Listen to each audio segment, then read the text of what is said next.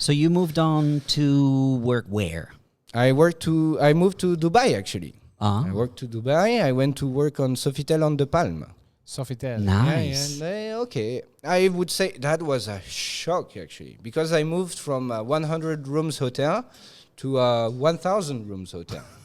What was your position? Restaurant manager again. Restaurant manager in the Moana restaurant. So seafood, like very high class fine dining How many seafood restaurant over tables?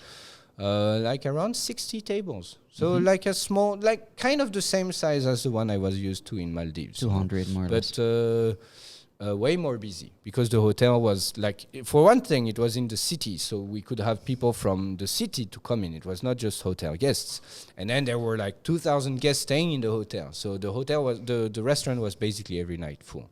But it was amazing. Seriously, great times. What kind of customers were from? A lot of British, actually. Yeah, No, but you love them. No, yeah, I love them. You know, but Dubai seems to be like the new hype destination, especially in England. I have the feeling, you know, in France also it's a hype destination, but seems that I have the feeling that in England it's even more of a like the new classy the new classy place to go to, you know. David Beckham has a home. Yeah, I guess so, you know. In the Whatever, I Palm. don't know the guy. So, how long did you stay there? That was more like 1 year and a half. And you mentioned earlier when we talked that this is like Dubai is like that place that looks good on a resume. Well, why is that? Because the hotel industry, 5-star hotel industry over there is hyper competitive. You can. That's why also it's such a destination, because there's, I don't know, I don't have the number, but easily over 100 hotels, 5-star hotels in Dubai city To choose from, huh?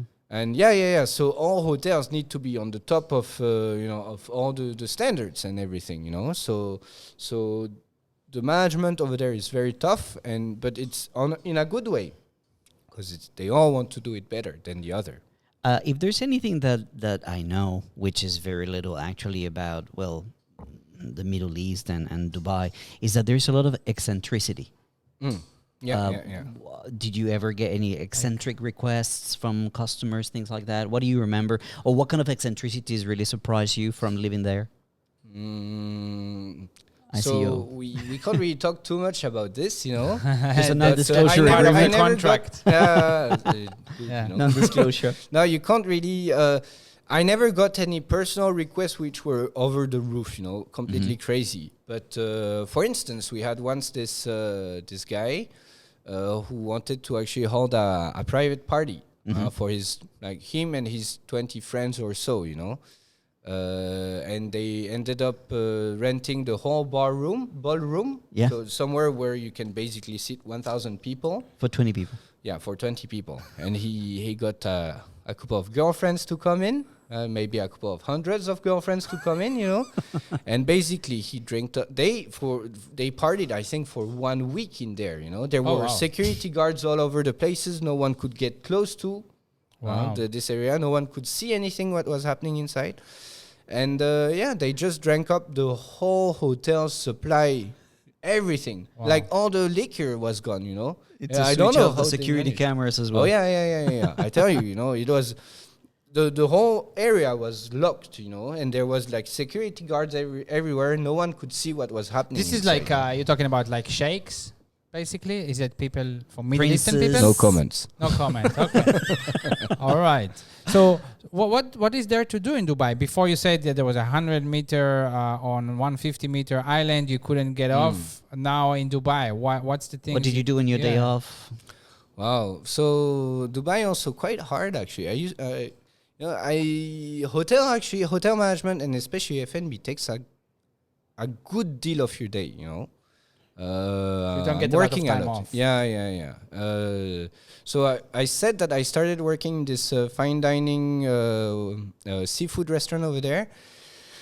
But eventually, quite quick, I moved to the buffet restaurant over there with 1,000 seats over. No, not what am I saying? There was 1,000 breakfasts over in the morning, but with only 500 seats in the restaurant. So that was No, a lot of things. So a lot of work. And I remember over there working from everyday working from 8 o'clock in the morning to 10, 11 every day. You know. But basically, you don't have hotel work. You don't have much time off. How people cope with this? How people like you, your career in hotels, how do you cope with that? How do you unwind? How do you find the time to refuel? To recharge energies. Yeah, well, I it's actually at some point it's just a rhythm you get.